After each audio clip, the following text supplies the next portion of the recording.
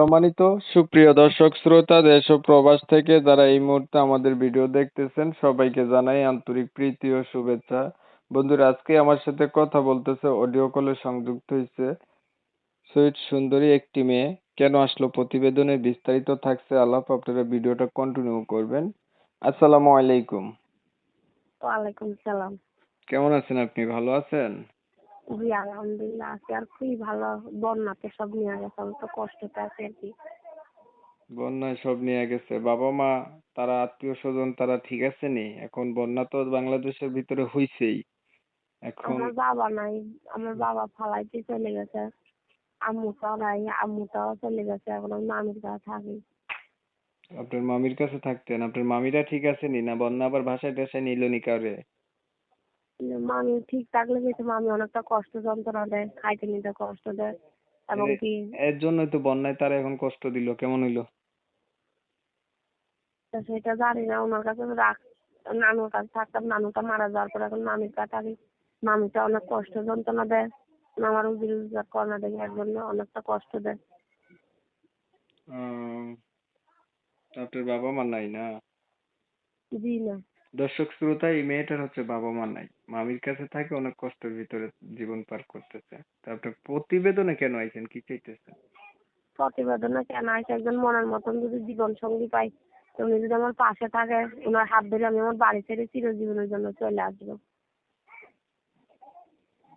উনি আপনার পাশে থাকলে আপনি যেইখানে আছেন, নিজের তো বাড়ি নেই, মামির বাড়িতে থাকেন, ওইখান থেকে তার কাছে জি চলে যাবেন সারা জীবনের জন্য, হ্যাঁ?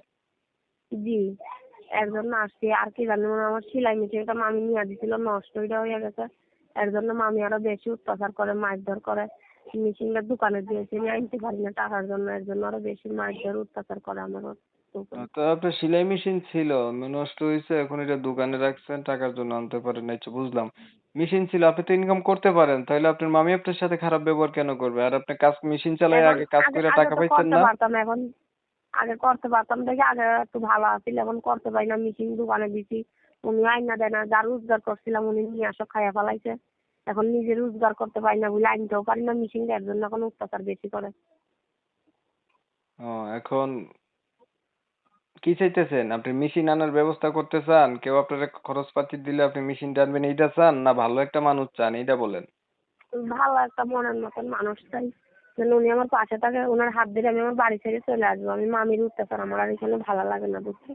ঠিক আছে। এটাই আর কি।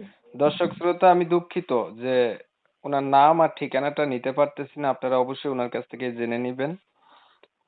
এখন হচ্ছে দেখেন, উনি হচ্ছে, আমি কিন্তু প্রশ্ন করছিলাম যে আপনার মেশিন রয়েছে, আপনি মেশিনের জন্য টাকা পয়সা চান নাকি? কিন্তু উনি চাইতেছে একটা মানুষ যে ওনাকে ওই ঝামেলা থেকে মুক্ত করবে, যে উনার সারা জীবনের দায়িত্ব নেবে বা জীবন সাথী করবে, এমন মানুষ চাইতেছে। তো উনার কথা আমি হচ্ছে আপনাদের মধ্যে তুলে ধরার চেষ্টা করছি, আপনারা শুনছেন। আরো যদি বিস্তারিত জানতে চান অবশ্যই উনার সাথে যোগাযোগ করবেন আপনারা। আর আপনাদের মতামতগুলো আমাকে হচ্ছে কমেন্টে জানাবেন। আমার চ্যানেলটা যদি ভালো লাগে সাবস্ক্রাইব করে রাখবেন। আমি সবসময় এমন ভিডিও দিয়ে যাই। তো অনেক সময় নিয়ে আপনাদের মূল্যবান সময়গুলা নষ্ট কইরা, কষ্ট কইরা আমার ভিডিও দেখছেন, এর জন্য সবাইকে এমএসকে টিভির পক্ষ থেকে জানাই অসংখ্য অসংখ্য ধন্যবাদ। সবাই ভালো থাকবেন, সুস্থ থাকবেন।